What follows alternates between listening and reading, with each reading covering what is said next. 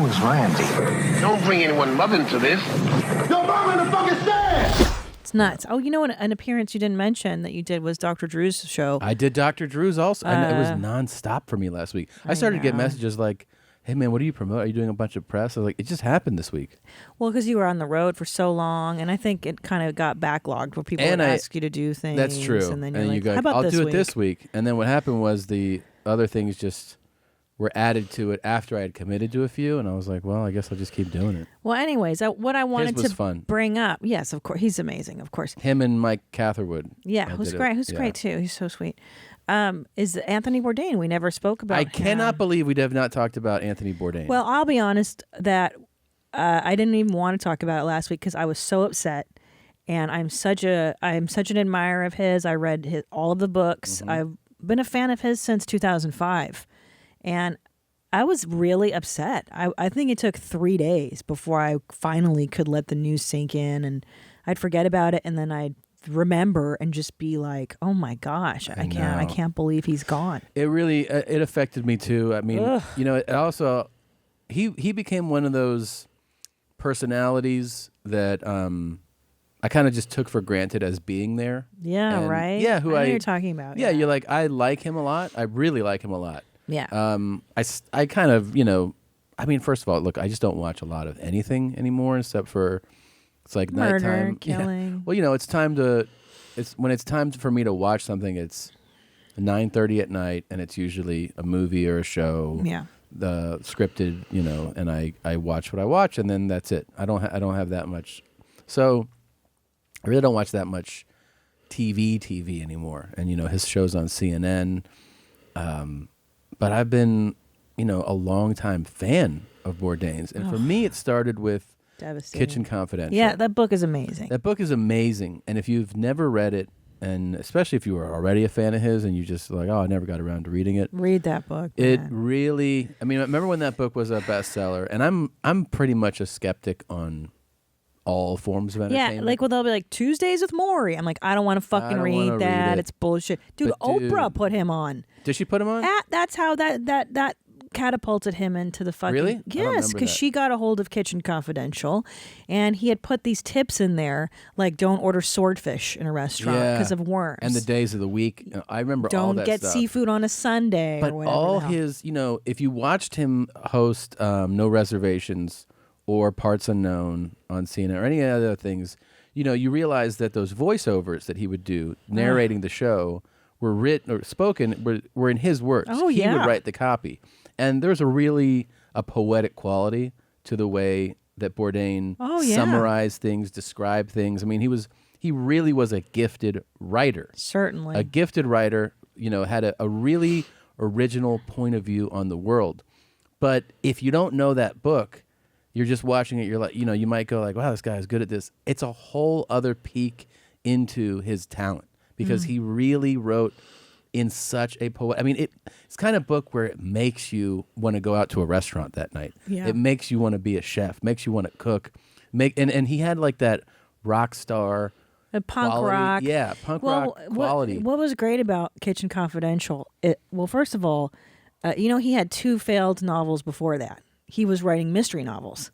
Yeah. And they both failed. And then he got that old adage of like, write what you know. And he was like 40 years old and he'd worked in the restaurant. 44. Wow. So even older. You know, he had a first wife, no kids at the time. And then he writes about what he knows, which is the dark underbelly. In the way that he writes it, too. Right. Which is great. And what I really related to, and I feel like creatively, I loved him. It's that dark quality, that shadow self.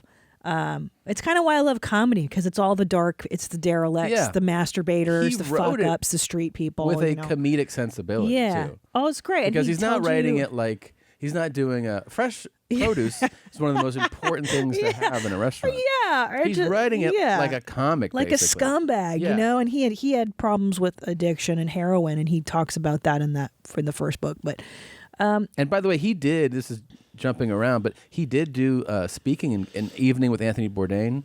He would do those tours where he would basically go out there and tell stories. And he was basically doing stand-up. Oh, he was fun, very Yeah. funny guy. Well, Joe Rogan interviewed him once on the JRE, and I remember listening to that, and I loved him. I just loved him. I followed him on know. Instagram. Man, when he broke up with Octavia Bourdain, I was like, this is great. It's finally my chance To get Anthony? to hook up with him. I wouldn't do Really that. nice perspective. I on wouldn't this. do that. But I did feel there was a kindred creative spirit there, and Totally. I'm so upset because I just because especially all these fucking dumb chefs, like you said, it's like Andrew Zimmern's like Yeah. not that he's bad, but it's No. just like it's a different. It's a different thing. Yeah. He was real. He Anthony felt had real. like a little bit of an edge. a lot of A lot of edge. But I'm saying he had a little bit of that. He had that thing where it's somebody you don't know, but you assume they would like you. If you Yeah, you yeah. go, I would talk to him and we would click. I would click with this Yeah, guy. or you'd if I want- met him, You'd want to click. Yeah. I would be so. I've had dreams.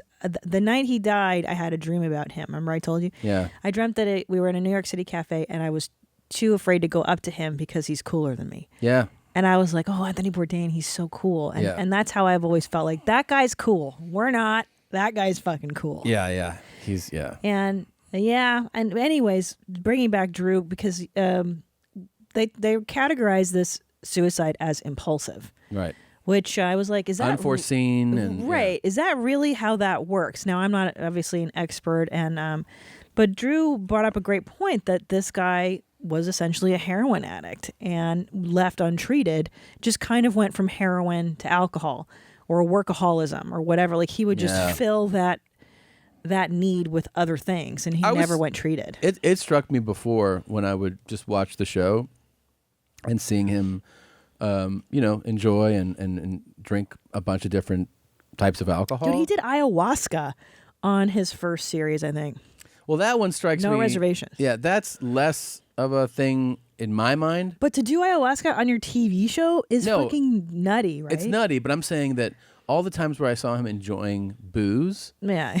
I would think back to the book and think back to being a heroin addict. Yeah. And that he was doing the self-imposed Right.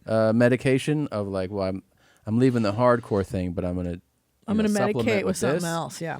Yeah, I mean, I always thought that, but you can never tell somebody. I mean, I guess there are some people where it works for them.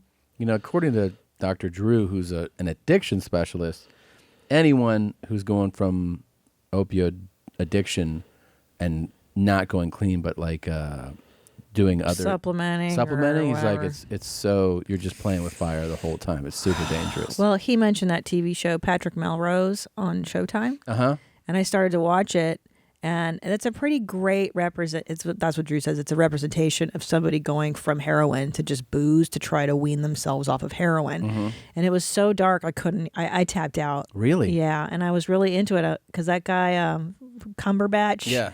Benedict Cumberbatch. Yeah, He's a it's great nice. actor. Yeah, it's a really nice way of saying his name. Yeah, But it was so dark, and I thought, gosh, if Anthony Bourdain was dealing with a fraction of the pain and suffering emotionally that this guy was, no wonder, yeah. But I'm super bummed. It really bummed me out. It made me sad. I mean, I know a lot of people were talking about here's somebody that has it all, and you see them just in the fast lane of just success in life. And not only has it all, but has it all their way. Where you're Yeah. like, dude, you got to do it like Right, you're doing the your show way. you want to do. You do the Yeah. things you want to do. Yeah. He's not like a, stockbroker that hates the job. Right, or a even lawyer like or the something. morning show host who's like, Right. "Fuck this job." Yeah, he gives his real opinion. I used to really love when I was watching No Reservations back in the day a lot.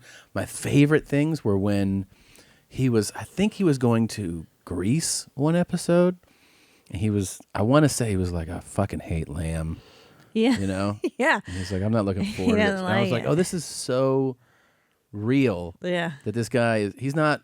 He respected all cultures, and Yeah, but yeah. he would be like, I don't want to nasty. eat this. I remember he ate some crazy Inuit meal. And he was like, Oh, the seal. yeah, he was like, that he was didn't like fucking it. hard to digest. And I loved that. I he- did too. It wasn't always like, whatever anyone gives me, Yeah. I'll always say something positive. Right. He would tell you, like, fucking hate lamb. It's not good. Yeah. I don't like this. I don't like the way that's prepared. Yeah, he hated vegetarianism. He was very open. That was hilarious. Yeah, I like that. He was a carnivore. One time he went to Ghana and they fed him like a rodent. And he was like, this is fucking utterly disgusting. I'm forcing this down my throat right now, basically. And he was like, I'm polite, but this is fucking dog But that's shit. cool. That was that thing Super where you cool. knew that he was being himself. And you knew he wasn't just doing that polite thing of, yeah, it's all good. Everything's good. Thank you. Yeah. And talking down to foreigners or to foreign cultures and talking down to people. And Yeah, no, he would tell people, this tastes like shit. I love that about him. yeah.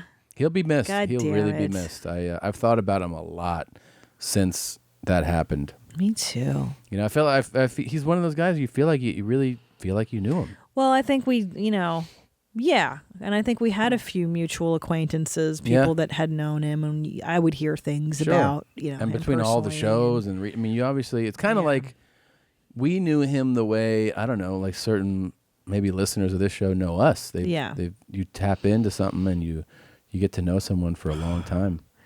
I know. It's And the Kate Spade was a few days what is before going that. on, you guys? I know.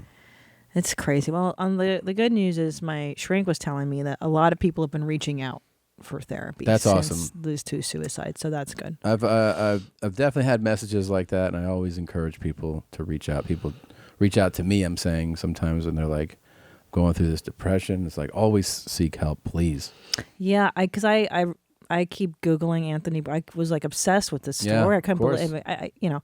And it said that he did reach out to his doctor like a day or two before, and they said didn't take the advice that the doctor had given him. So who knows what that means? I know HBO's coming up with a new Robin Williams documentary. Oh, I know. Yeah, I saw the trailer for it. It's really it looked amazing. But I think what's so shocking with Anthony is that you didn't see that.